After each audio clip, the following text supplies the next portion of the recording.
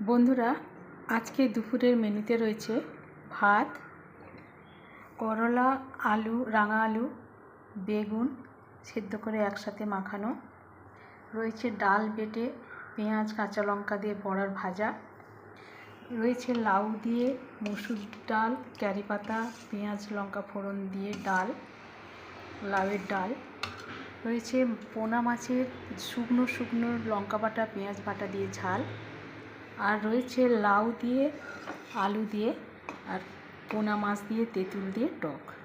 এই হচ্ছে আজকে আমাদের দুপুরের মেনু।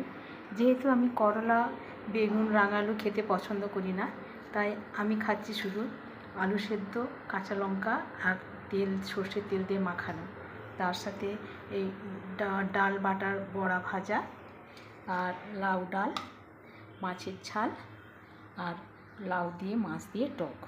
এই হচ্ছে আজকে আমাদের দুপুরের মেনু। তোমরা ভালো থেকো, সবাই সুস্থ থেকো।